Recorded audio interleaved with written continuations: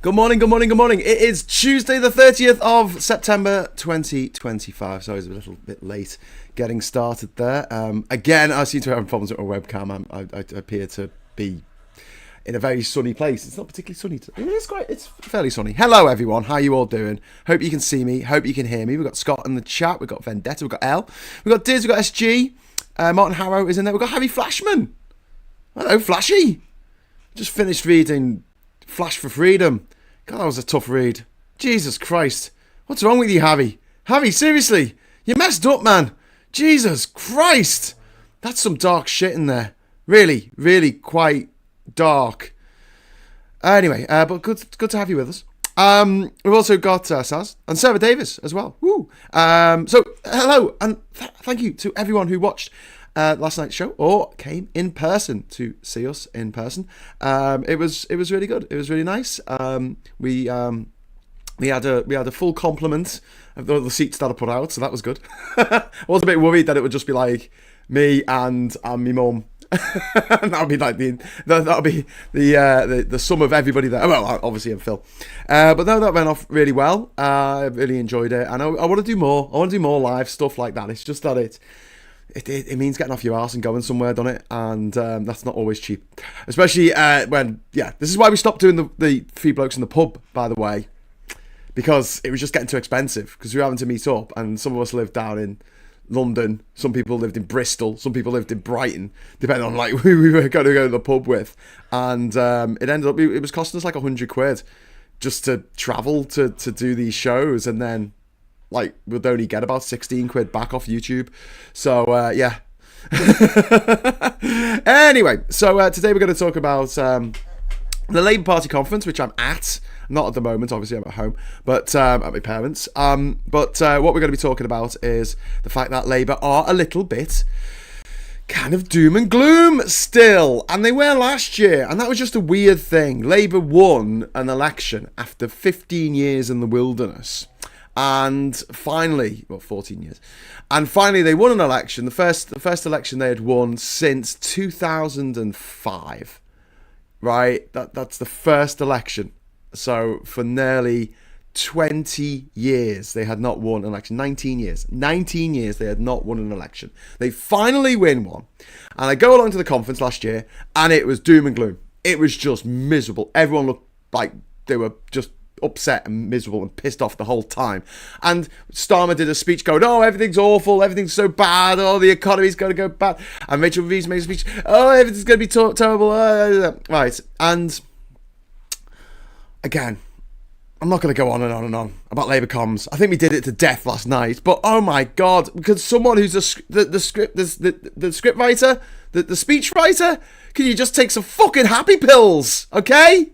Just cheer the fuck up.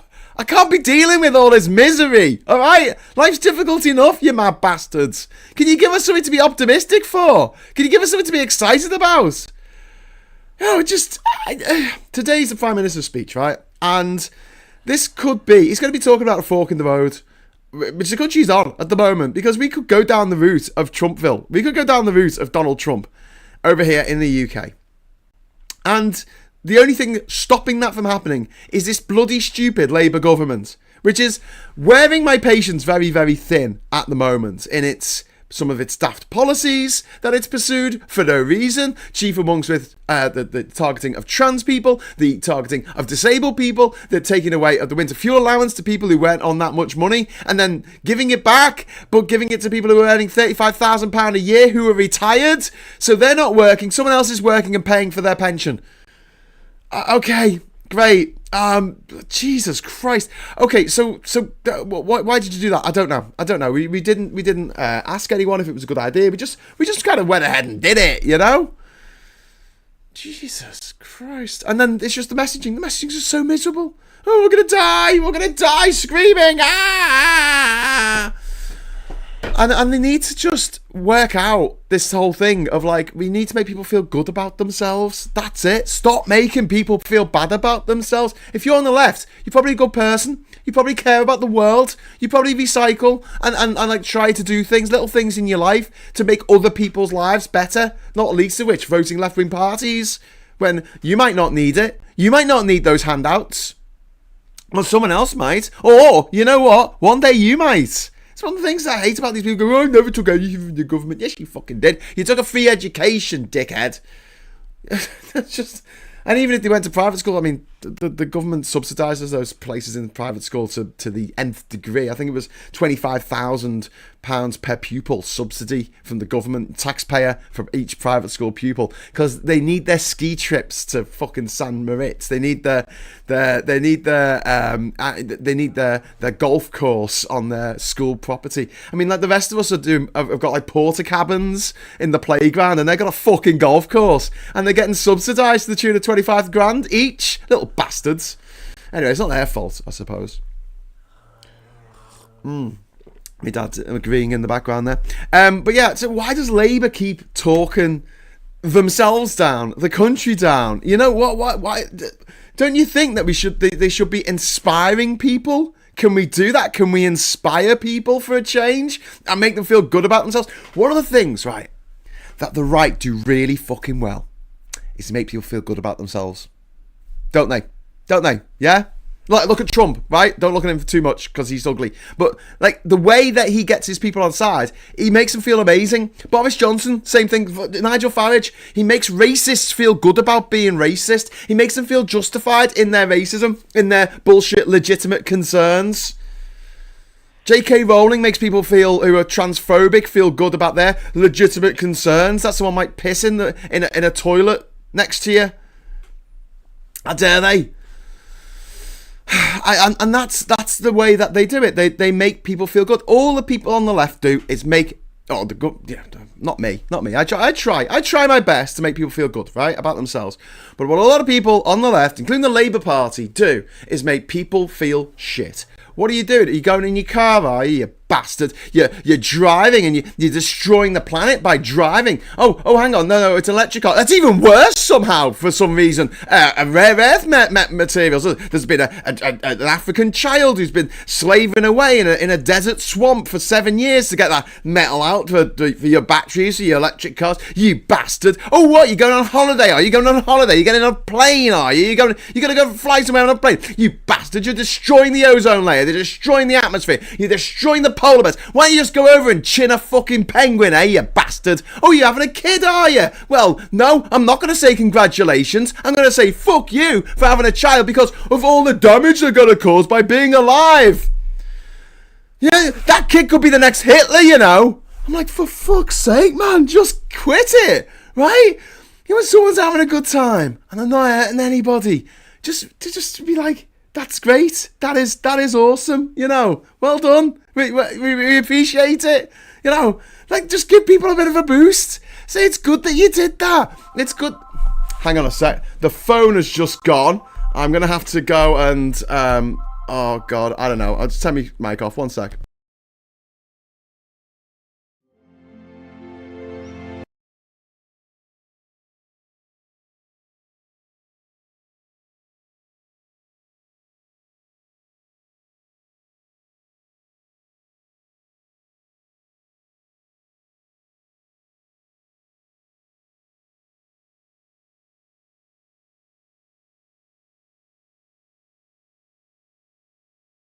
Sorry, I was mid-rant then. I got interrupted by the bloody telephone. It was it was a marketing call or something.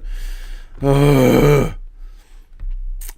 Do not disturb. You can put your mobile onto do not disturb, can't you? Ooh, Clippy! We got our first super chat of the morning. Thank you very much, Clippy. The inside mood of many centralist governments in many Western states is that of resignation and despair, the feeling they can't do anything to stop the far right or improve things enough in time. Yeah, I think you're right. And I think that's a shit attitude. I'm a very much a can-do attitude. So when I said I was going to go to every country in the world without flying, right, I took that to the Guardian. I said I'll do a blog for you. And they were like, and I showed them my writing. I'd done writing for The Guardian before, I'd done it for City Life, I'd done it for the newspapers. I said, look, you know, I can blog it as I go, and we can do like a feature column in the newspaper each week of my adventures around the world. And they were like, it can't be done. It can't be done. You will die. You will die. And I thought it could be done. And it could be done. You know what? And it wasn't just positive mental attitude. that got it done, but it was positive mental attitude combined with a sense of bloody mindedness that this thing needed to be done for whatever reason. But like, the stuff that we need to do now needs to be fucking done, and we can make people feel awesome about it, you know? Like, yesterday I was at a talk in the Labour Party conference, and they were talking about electric cars, and they were talking about like getting through to people, and I put my hand up. There was the guy from Octopus, there was a guy from the Charge UK, and there was a woman from Charge UK, and I put my hand up, and I wasn't going to ask a question, I was just going to make a statement, which I kind of, that happens a lot. But my statement was going to be, you're asking how you sell it. How do you counter these lunatic fucking petrol heads who are like, I'm going to be there at midnight on the last day that you can buy a car, and I'm going to be buying the last internal combustion engine in Britain. Right. £3. That's how you defeat them. £3. What? £3? £3. Right. £3. That's what you have. You have a big poster, and it says Durham to Liverpool, £3. Family of 4. In fact, less, because what you could do is you could divide the 3 by 4. Let's divide it by 3, because it's easier to work out. So £1. £1 each for 3 people to travel from Durham to Liverpool in an electric car. That just defeats any argument, anything they say about, oh, it costs more, or it's a big problem, or there's nowhere to charge, or range anxiety, and all this bullshit they come out. Just go £3. £3, mate, £3. They can't argue against it. There's no argument. It's just, do you want to pay £30 for your petrol, or do you want to pay £3 for your electricity? Up to you, mate. Up to you. They did talk a lot about the fact that terraced houses don't have driveways, and they can't, we're going to have it. In 5 years' time, there's not going to be a car available for people who don't have a driveway. Or if they do get one of these electric cars, then they're going to have to charge it at a public charging place, which has gone up in price 30% in the last few years. Yeah, not great. We need little gullies. We need an army of people with angle grinders to carve out little channels in the pavement that go from the house to the pavement, to the curbside, and a little bit of metal down in there, and so when you're charging your car, you can plug it in the front of the house, and the cable goes, it goes into the gully, and you charge up your car, and people don't trip over the wire on the way down the road. Obviously, this has got to be a bit more infrastructure, but it's not that much infrastructure. It's not like we've got to build a load of fucking car parks or motorways like we did in the 60s. You know what I mean? This is not. It's literally a group of people with bloody angle grinders. That's all you need. And a strip of metal to put in the, stop it getting muddy. But yeah, that. And also, we need subsidies. Fuck subsidising bloody school kids. I don't give a shit. Bloody, private school kids shouldn't get any subsidies at all. But the charities, apparently, schools are charities, whatever. Right, so let's make people feel good about recycling. Everyone can recycle. It's dead easy. But no, we make people feel bad about recycling. And we tell them that it's pointless, really, because we're all going to die anyway. Great, well done.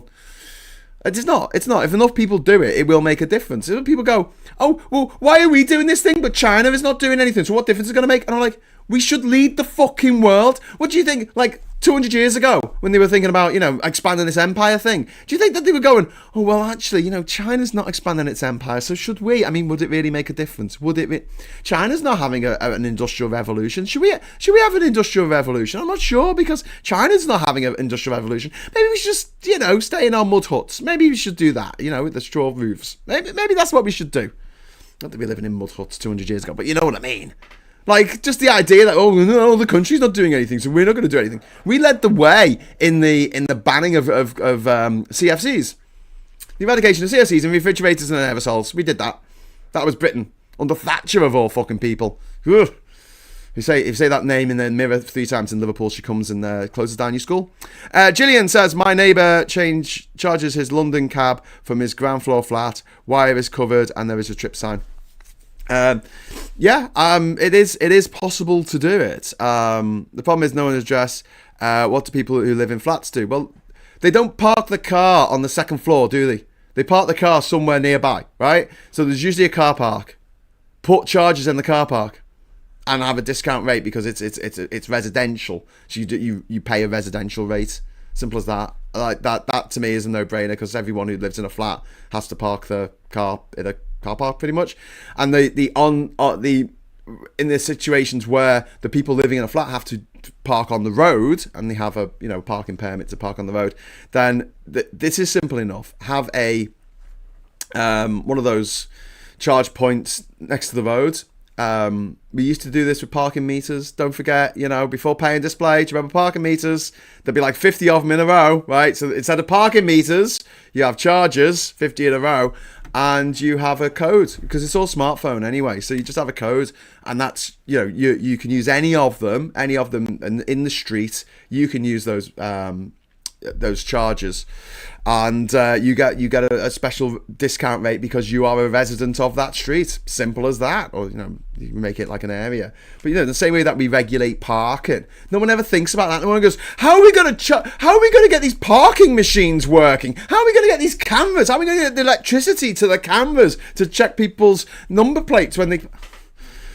No one's ever freaking out about that, are they? Electricity's everywhere. Yes, we need to upgrade the national grid to balance the power better going forward, and they are working on that now, which is great. But the reality is, electricity's everywhere. Every house has got electricity. Every single house, every single home, every single flat, every single apartment, every single mud hut in this country that has electricity can have a car charger.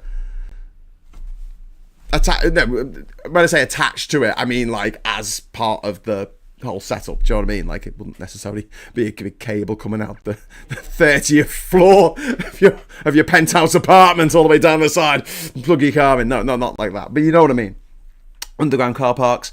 When I reckon in 5 years' time, right? And I might be wrong. I've been wrong before once. I think it was 1996. But what will probably happen is when you go to a car park, nearly all of the car park spaces will have somewhere to plug in. So you go to the supermarket, do your 20-minute shop, and your car will be charged.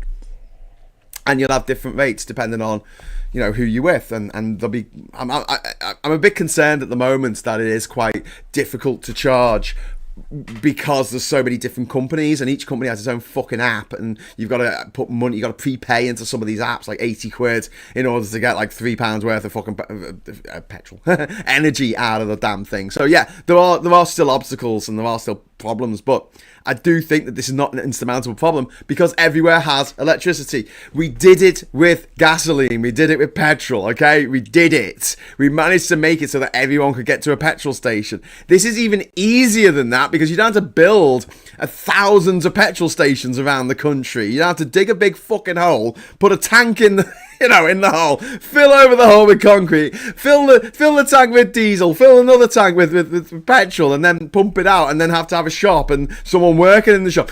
Literally, you can have, it takes maybe an hour to convert someone's household electricity so they can have an outlet for their car. It's really straightforward. It really, really is. I know it's not cheap, and that's something that the government should be subsidising massively. If they're going to say that all cars after 2030 are going to be electric cars, which is great, I support that. They need to make sure the infrastructure is in place.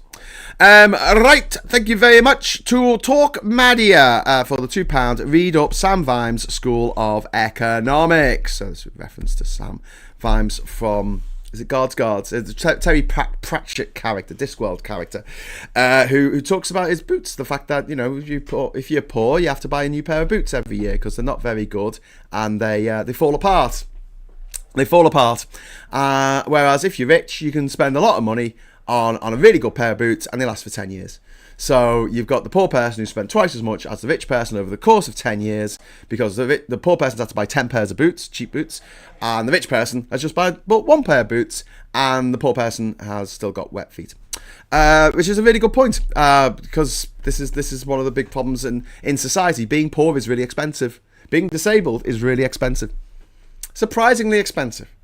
And when people have a lot more money, they can get away with spending a lot less. One of the most obvious ways that happens is like celebrities getting free shit, which, as someone who enjoys a bit of swag, a bit of loot, a bit of, blag, I'm happy to take a freebie, whatever. But these people are dressed Like, someone buys their clothes, they're millionaires, right? And then someone gives them clothes. I'm like, for fuck's sake. There's people out there who are, they're living on the street, they got fuck all, and you're not giving them clothes, are you? No? Not even a hot water bottle or a sleeping bag? No, you're not giving them that, are you? Or a tent to slay in, or I don't know, fucking, how about just like giving them a house? How about giving them somewhere to stay? No, we're not going to do that. We're going to give clothes to millionaires so they can wear the clothes, and then people can take photos of them wearing the clothes, and they says, I want clothes like that. What a weird system we have, eh? What a weird. You take a step back. It's like we give all the free stuff to rich people. You go to the Oscars, you get a £30,000 Gucci fucking goodie bag. A Gucci goodie bag, 30 grand it is. And then they just give it to the millionaires. Anyway, Paula, thank you very much for the £2 super chat. Refining oil uses a massive amount of electricity. Yeah, it does. Paula, like, petrol and diesel is the maddest thing that you could possibly power anything with. It is just objectively insane. Digging out this carbonaceous slime from the other side of the planet and bringing it all the way over here and refining it and taking it and storing it in a fucking, underground. There's actually hundreds of old petrol stations that they can't do anything with because the petrol, what are they called? The containers under the ground.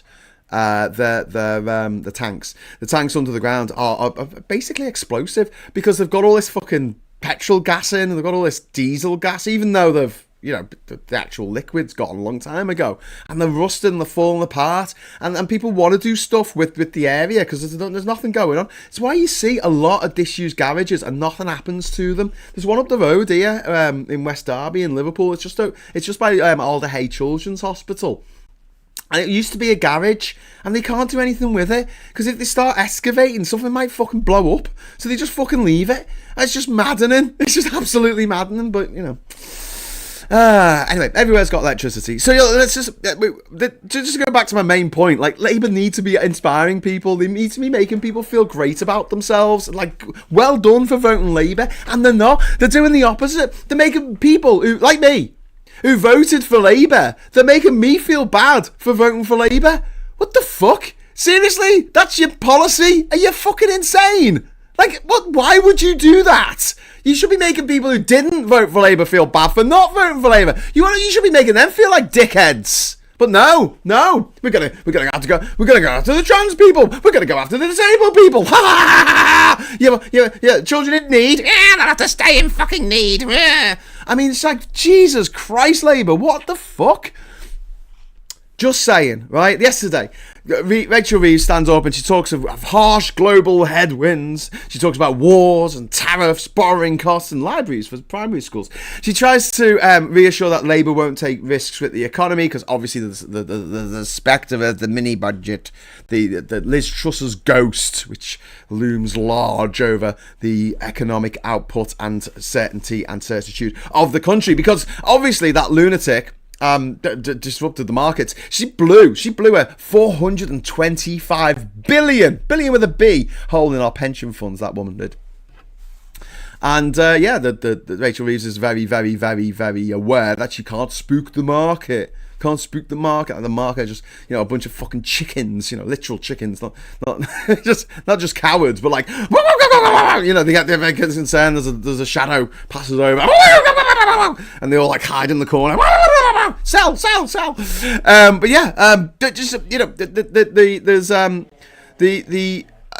Rachel Reeves' speech. Obviously, we covered it yesterday here on the channel. I do think she handled the protest well. I thought the protester handled the protest well. He got his point across. She addressed it. Probably not to his satisfaction, but it wasn't. To me, it didn't feel like a knobhead protest. Remember when the guy threw glitter over Starmer, and it was just like, what you want? He just came out and went, oh, glitter, and I'm like, what do you want? What do you want? What's the thing here? I mean, it's just bizarre, and Labour delegates are clearly still loyal after a difficult start to the government. But the speech yesterday, I don't know. It was a big nothing burger. And we said this at the time, big nothing burger. And it was just, we're not the Tories. And I don't know if that was the right message, really. I know you're not the Tories, mate.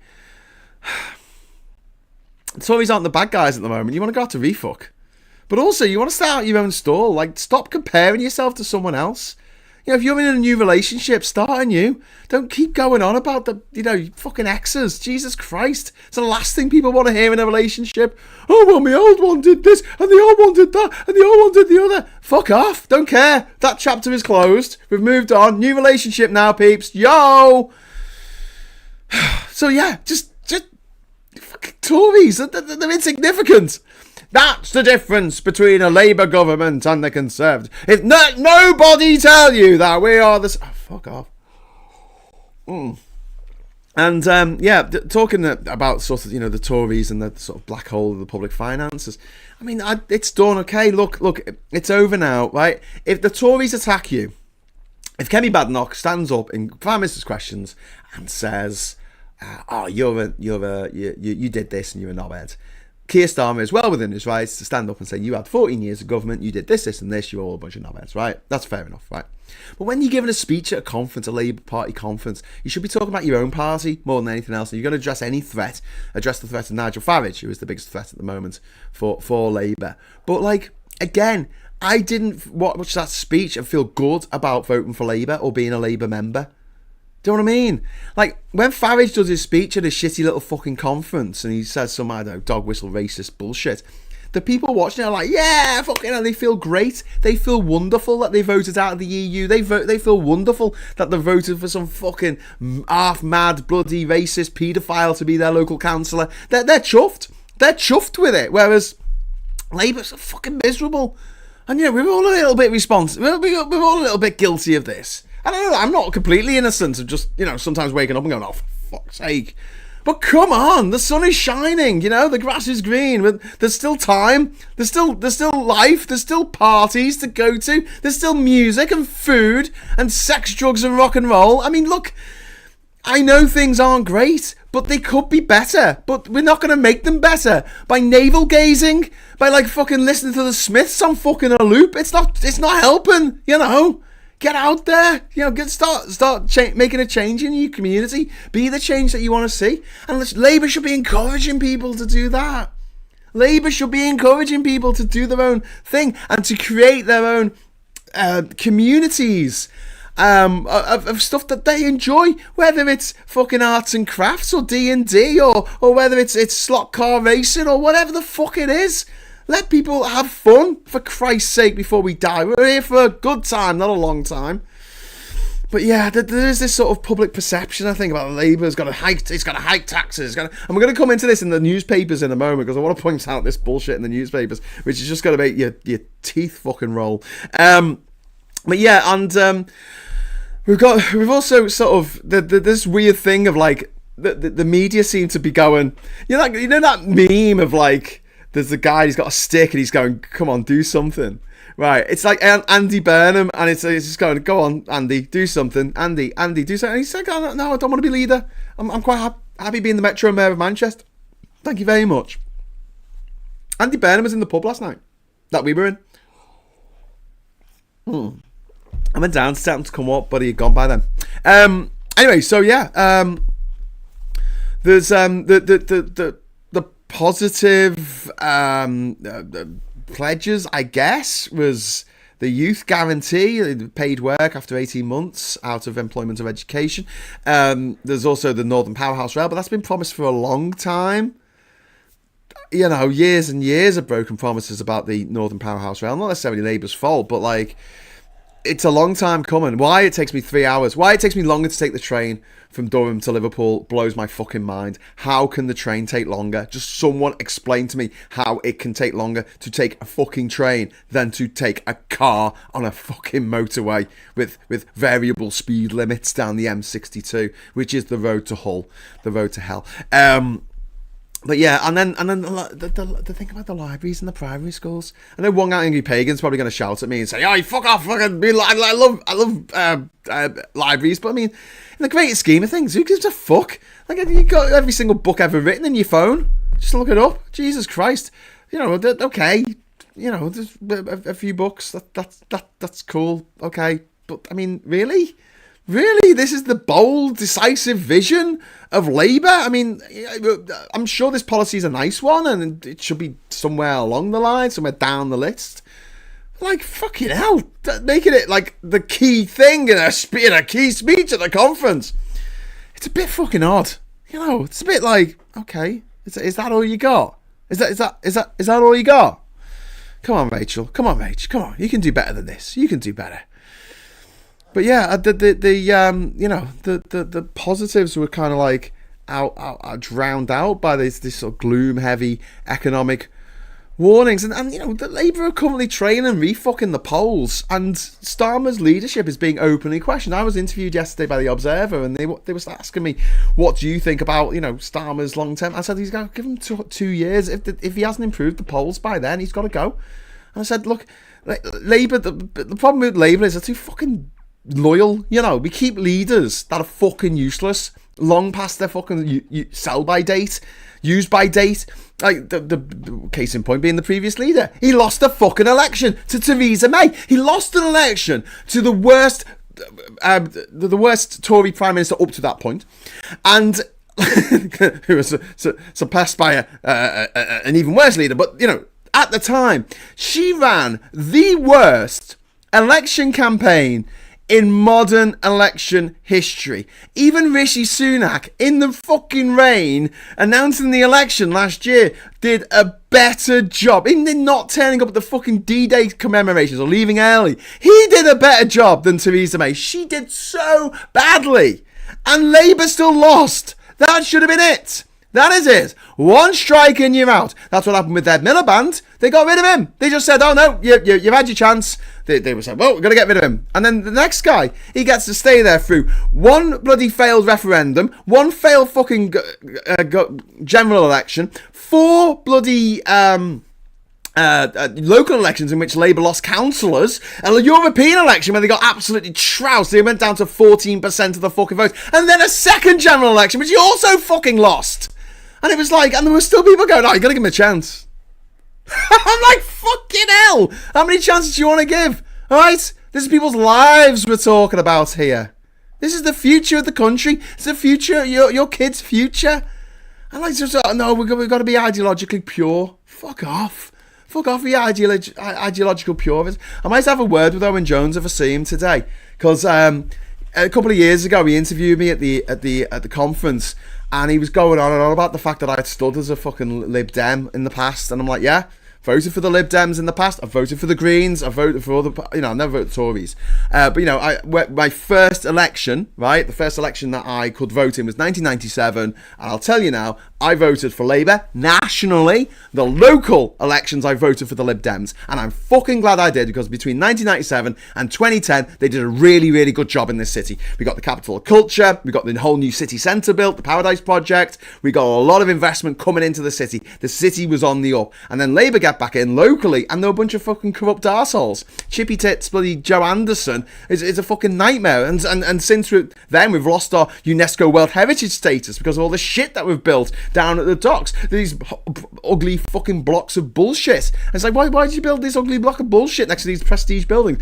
Juxtaposition law. Twats. Anyway, but yeah.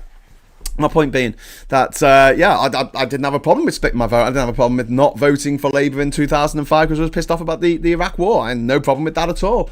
But he was, Owen Jones was like, oh, but you can't have an opinion on this unless you have voted for Labour since you were a fetus. And I'm like, I'm pretty sure you can. I'm pretty sure you can move about. And now he's come round to my point of view because he's hanging out with Zach Balansky. You know, and it's just like, okay, cool, you know, be a Green. That's fine, you know, or join your party. You don't have to be part of Labour. It's not compulsory, especially if you're not happy with what Labour are doing.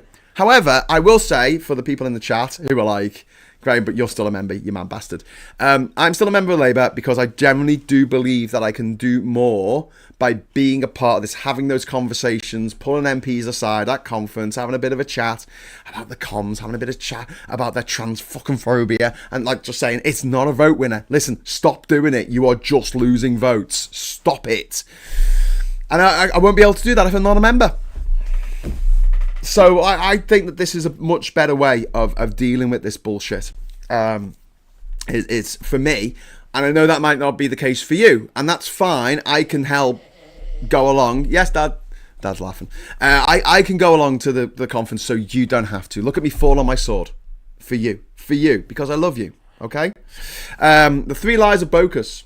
Do you know the 3 lies of Bocas? So the Bocas del Toro, the mouths of the bull in Panama, right, is quite a famous sort of party destination for backpackers in Central America. Lots of people go there. They've got a day drinking pub crawl called Filthy Friday, which is actually probably my idea, but whatever, they made loads of money out of it, where people get on a boat and they go to different bars on different islands around the archipelago. I think they used to go to like a few different ones, and now they go to like 2 or something. But anyway, the point being, people go to Bocas, and there are the 3 lies of Bocas. The 3 lies of Bocas del Toro. One is just one more drink. That's the first lie. The second lie is I'm leaving tomorrow. No one ever leaves. It's like Royston fucking Vasey. And the third lie is I love you. Ugh, how I've fallen for that. Anyway, back to Britain. From Panama. Back to Britain. So yeah, we'll talk a little bit about Labour needs optimism. They need people want hope. They don't just want endless reminders of debt and deficits and headwinds and black holes. Labour has the tools. I mean, Britain is primed for green investment, new infrastructure, technological change. They could be sending out this uplifting story of renewal, of fairness, modernisation. They could be talking about this energy self-sufficiency, energy sovereignty. Use the word sovereignty, and then accuse anyone else who's saying no, we should continue using this foreign carbonaceous slime to power all our vehicles and our homes and our factories. You say to them, like, you are anti-British. Why don't you want us to control our own? Why don't you want us to control our own power, our own energy? British power. How good does that sound? For the fucking meatheads at the back. British power. It sounds great. Fucking brilliant. Bring it on. But instead we've got like conference speeches that sound like a fucking warning from an actuary. So these people who works for an insurance company who just like makes a list of all the things that could possibly go wrong. All these things might go wrong. And that's fucking grim. I mean, it just is grim, isn't it? We need a rallying cry from a government of change, and this is what we're not getting at the moment. And today, I hope that Starmer doesn't just keep wanging on about all the shit that's going on. I'm not that optimistic, to be honest with you. As an eternal optimist, I'm not that optimistic about Starmer doing this. But wouldn't it be great if he came in and he lifted the mood? He told jokes, he inspired the members, he connected with the public. A bit more than like, we're not the Tories, please. Okay, yeah, I know you're not the Tories, it's fine. It's fine. It's okay. It's okay. Jesus wept. And will he lean into optimism, or will he just double down on his fucking doom and gloom? Fucking Marvin the paranoid android over there. Here I am, brain the size of a planet, and they and they make me respond to what Nigel Farage is doing. And he needs to set out a unifying, hopeful narrative that Labour can carry into November's budget and beyond. And Labour, at the end of the day, this isn't just me being woolly. This isn't just me being a woolly liberal, because obviously I am. Whatever, and I just want the best for everyone. I just want us all to have a party and have a good time, But like, Labour can't afford to be the party of doom and gloom. They can't afford to be that party, because voters are absolutely desperate for optimism, and they will take it from anywhere they can get it. And who's giving them the optimism at the moment? Nigel fucking Farage, because he's got the populist fucking handbook there. He's got simple solutions to complex problems. And Labour have got complex answers to simple problems. Simple.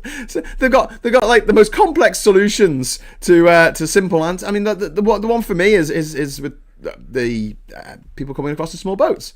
They can just end that tomorrow. Put a fucking processing centre in Calais and have a fucking right to return deal with the rest of the EU like we used to. Just rejoin it. Rejoin that. The Dublin Agreement hasn't evaporated. It's an agreement between all EU states and also Switzerland and Norway, which are part of the EU, right? We can rejoin that. Let's just fucking rejoin it tomorrow. That's it. We're rejoining the Dublin Agreement.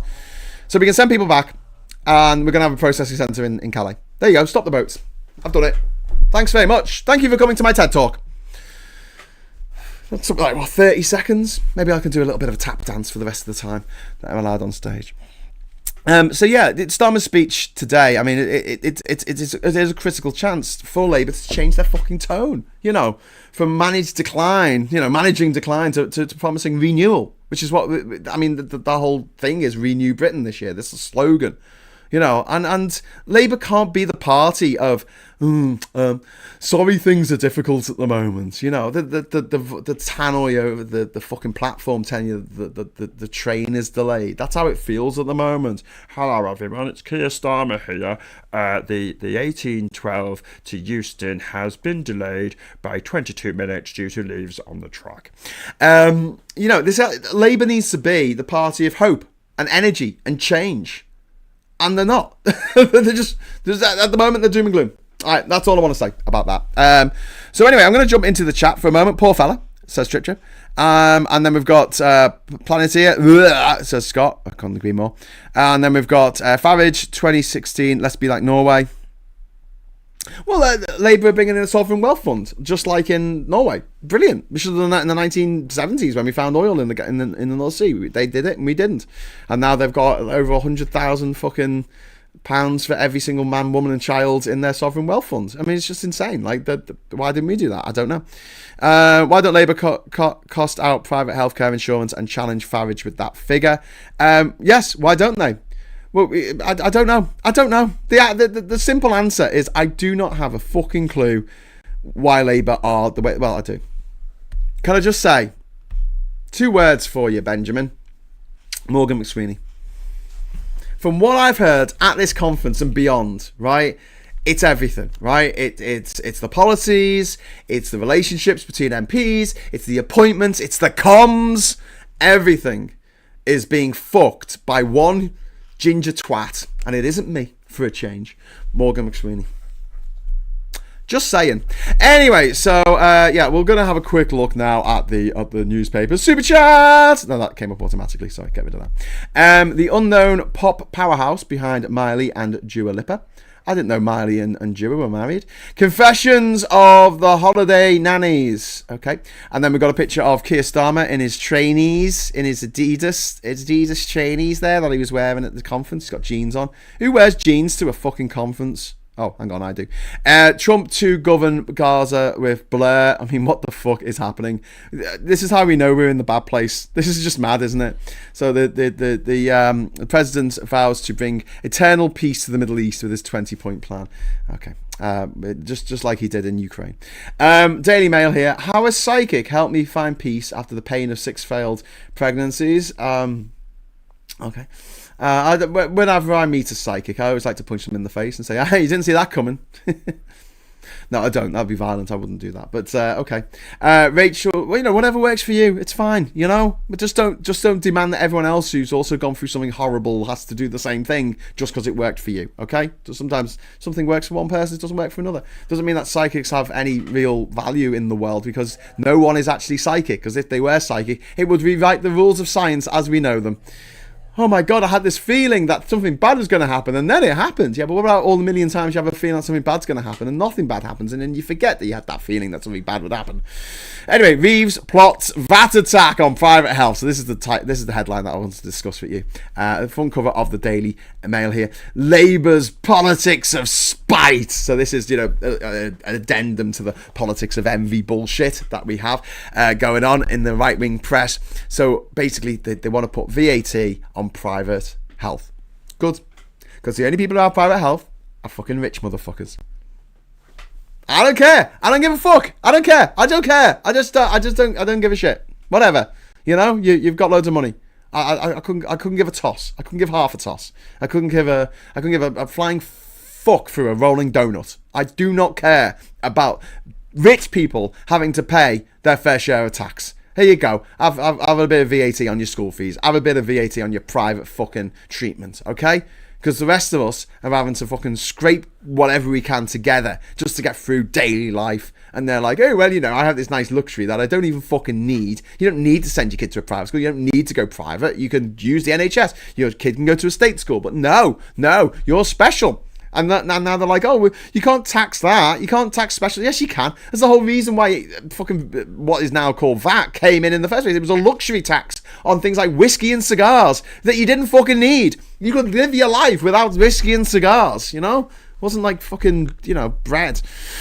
Anyway, we had a super chat come in there, so I will address that presently. It was from Di. Thank you very much, Di. A few welcome home pints on me. Oh, thank you so much, Di. That is really, really kind of you, and I will indulge, I think, later today. It's going to be very difficult for me tomorrow to do my morning brew show, but I will endeavour. I might be a little bit late, but I will endeavour to, because I'm planning to go out for some drinks tonight. I was going to go out last night. I think it was Dawn Butler's Jamaica party last night, but after we'd done the talk. But to be honest, I thought I'd better be sensible, because after yesterday, not getting to the conference till the afternoon was a bit of a fucking mistake.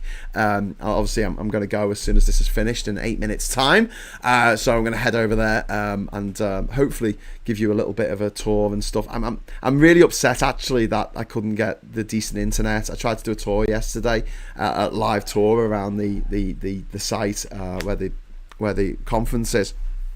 And I could see your messages. I could see your messages coming up, but everyone's like, it's just a black screen. It's just a swirling circle. Can't see anything. And normally, like when I'm on my island, I can see that I've lost connection. It says connection lost. It comes up on my phone.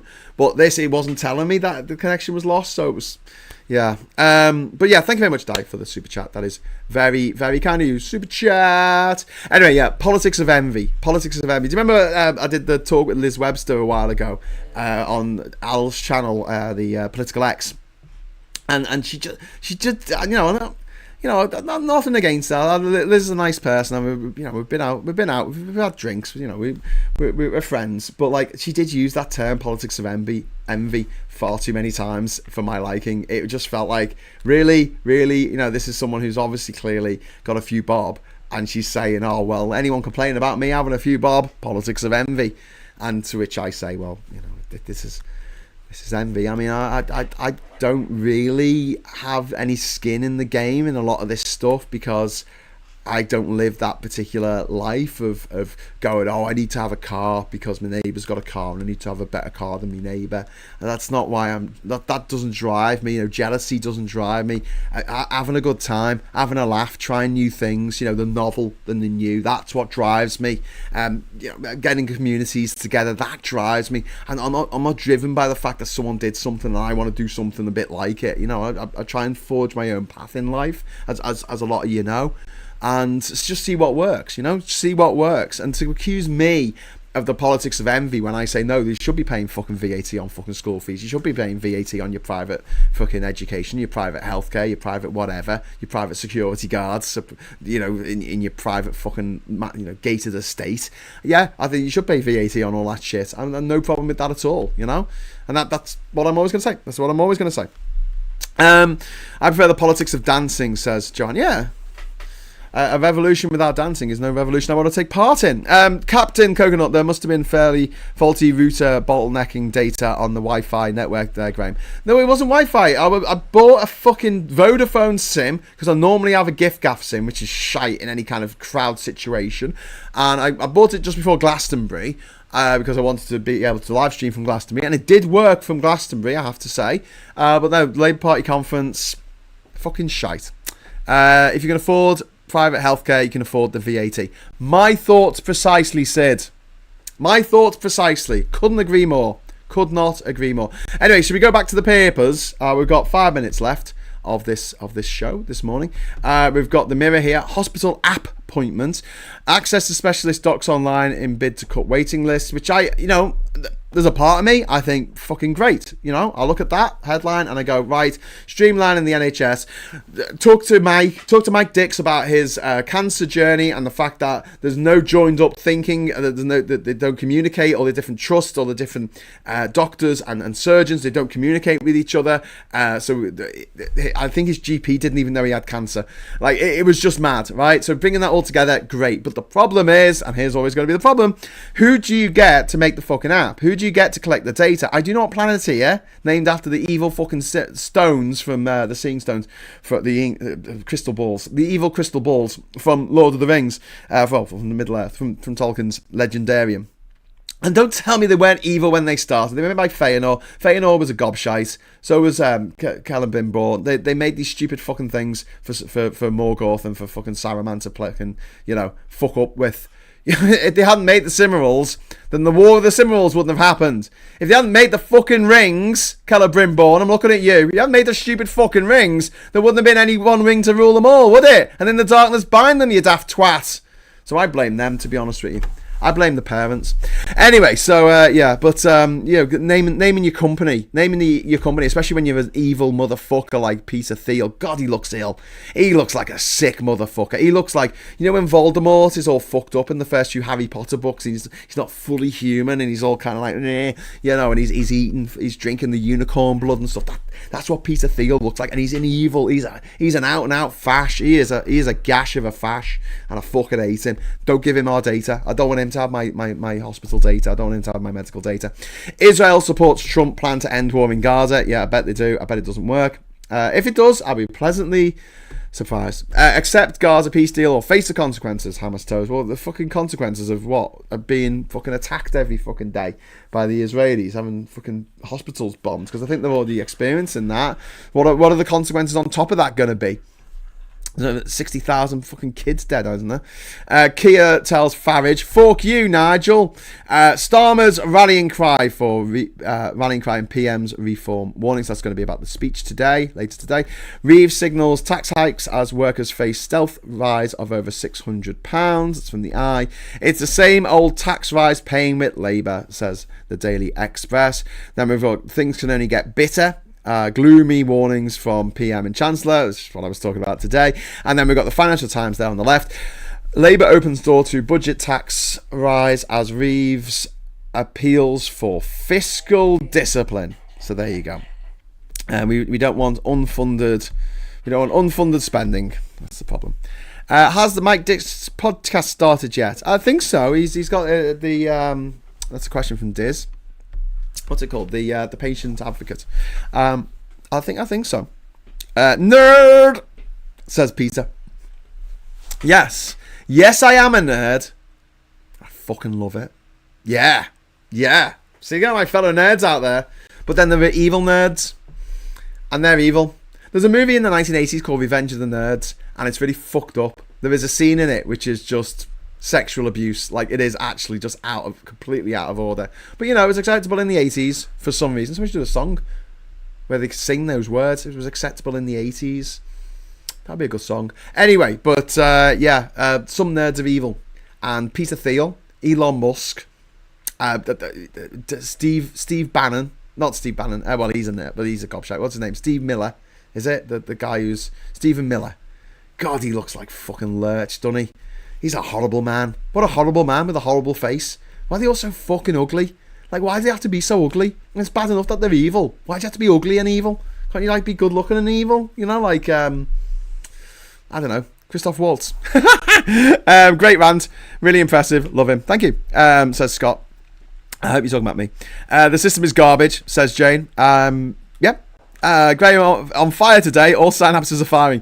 Thank you very much, hot plum. That is very kind of you to say that I'm firing on all cylinders, which is surprising. I think I should be jet lagged. I should be hungover. I should just be I should just be so messed up right now. But honestly, when I'm waking up every day in a new place, I'm kind of in my elements. But at least I woke up in my own bed this morning. That made a change. He's only 36. What? Stephen Miller is only 36. Oh my God, he's 10 years younger than me. Jesus fucking Christ. Wow. Wow, wow, wee, wow. Look, I'm not saying that I'm the best looking guy in the world, but like, you know, I do think that we've got some proper fucking honeys on our side. Like, there's some really, really good looking people who are on the left who are just like, you know, banging the drum for being awesome. And on the right, you got Anne Widdecombe. And Nigel Farage, who looks like a fucking bag of mashed twats. I mean, I hate the look of that fella. He's just like, you know, he's all, oh, Jesus, like a fucking. It looks like he's got into the transporter with a fucking frog, with a toad. Do you know what I mean? Like, instead of the fly, he goes in with the fly and he comes out and he comes out into a fly. He's got into the transporter with a fucking toad, hasn't he? He's come out and he's all like, ugh, two eyes like bulging out either side of his fucking ugly fucking face. I hate them. And I know we shouldn't talk about people's looks like this, and you know, it's not very PC or woke or polite, but I don't care anymore. Like, seriously, those people have made my life a fucking misery, and they made other people's lives a misery. When I say they made my life a misery, my life isn't a misery. I should put that better. They derailed my life. They made it so that I had to change what I was doing because of their policies, because of their evil fucking policies. And the worst thing about the policies is the fact that they don't have to follow them themselves. You know, they can have a partner from another country. They can afford to have them over here. They can pay for the indefinite leave to remain to be updated every fucking year. Well, the definite leave to remain, or whatever they're going to call it, under Farage. They can go and live and work anywhere in the world because they've got the money. They've got the money. Anyway, Graham, correction, he is 40. Well, he's still 6 years younger than me. Bloody hell. Footum Stuck says, Farage has made a career out of judging people on their appearances, so go for it. Yeah, so fuck him. Honestly, I hate them. I hate them all. I hate them all. Born 1985. Jesus Christ. And so evil. Like, there's footage of him from when he was in university saying that, arguing that you should throw litter on the floor because it's the little people's job to pick it up. You know, you're giving them a job. Like, what a twat. What a self-serving twat. But yeah, all the evil stuff that Trump is doing, he's being controlled by Putin, Stephen Miller, and other fucking gobshites. Yeah. We've got another 1,200 fucking days of this bullshit with Trump, haven't we? Great. Loads of fun. A load more morning brews to come, where we will be, talking about how fucked up shit is, but, remaining slightly optimistic. One day this will be over. Because here's my final message to you all, okay? There is one beautiful thing in life, right? When it comes to these mad tin pot dictators like Trump and Erdogan and Bolsonaro and Orban and Putin and Duterte and all these fucking dirty bastards, right? Mortality. One day they will no longer exist. And we can look forward to not just one big beautiful day, but several big beautiful days in the future. And yes, other people might rise up who are similarly gobshites, but I do genuinely think that Trump is a once-in-a-generation event. And hopefully once he is gone, no one's poised to replace him, are they? Because he's done the same thing that a lot of... there's two mistakes that tin pot dictators make, right? Putin's made this mistake as well. They surround themselves with incompetence because they are threatened by competence. So, because they think that competent person might take over and have a coup d'etat against them. So, when the leader invariably carks it and shuffles off this mortal coil, there's no one competent to take over. It's just and the place just falls into absolute more disarray than it was in the first place. So the legacy of that person, whoever they were, kind of gets a little bit besmirched by the fact that everything turned to shit under their leadership, and then it got even worse when they died. And the other thing they do, and they always make this mistake, right? Especially in like developing nations where you've got some dictator who's managed to get into their position by dint of being part of the military, is as soon as they assume the position of president or El Presidente or whatever, they put loads of money into the armed forces because it was the military that got them the position. That's a terrible idea. If you want to stay as leader of that country, right, you got to keep an eye on when the next military coup is coming. defund the military. As soon as you're there, as soon as you're at the top, kick the ladder away and make sure that the military is not in a position to actually threaten your rule of terror. Just top tip for any aspiring dictators out there. Don't surround yourself by with incompetence and, make things demonstrably worse so everyone fucking hates you, and once you're dead, they tear down any statues of yourself that you've built. And, just don't fund the military after the military get you into power. Don't say thank you. Say fuck you and take all their money away so they don't come for you. It's like the Golden Bough, isn't it? The forest where you could go and you'd have sanctuary, but the thing is there was only one person who could have sanctuary in the forest at any one time. So you might feel safe because you go into the forest and you murder the one person that's in the forest, but you've got to sleep with one eye open for the rest of your life because one day someone else wants to take sanctuary in that forest and only one person can take sanctuary in that forest. Is that freedom? I don't think so.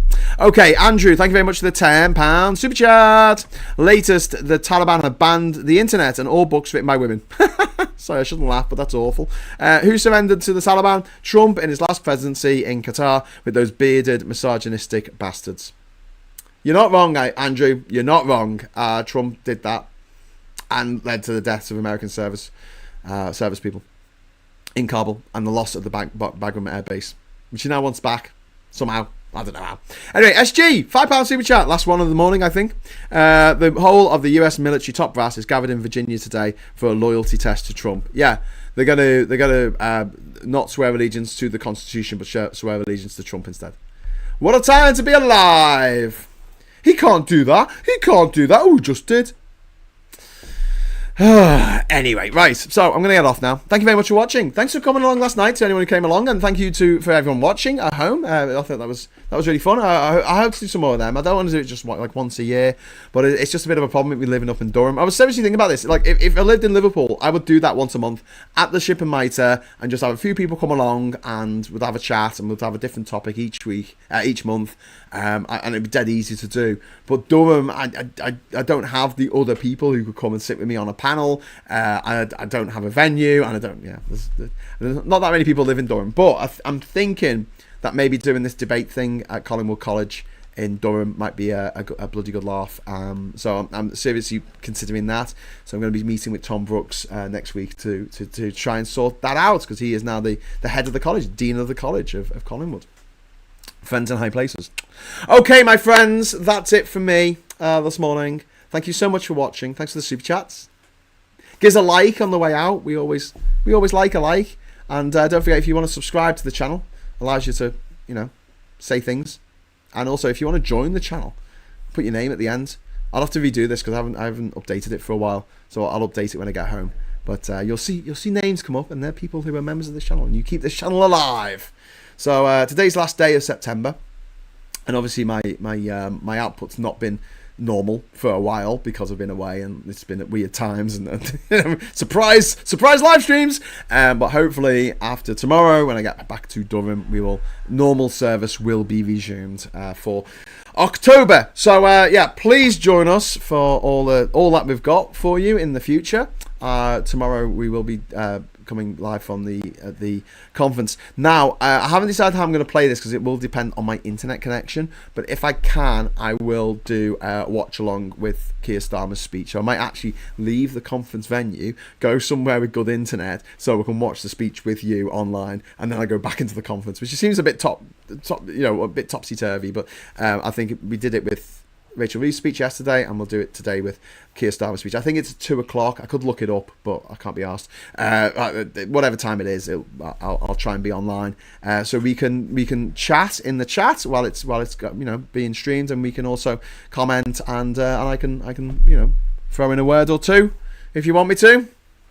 It's pretty like some of the watch parties have done where people have put in the chat like, "Shut up, Graham, I'm trying to watch," and I'm like, I'm literally restreaming from another channel. Just watch that channel, and then you don't have me rabbiting in the corner. Anyway, but if you like me rabbiting in the corner, hopefully I'll see you later. Until then, thanks for watching. Hello, good evening, welcome, and goodbye.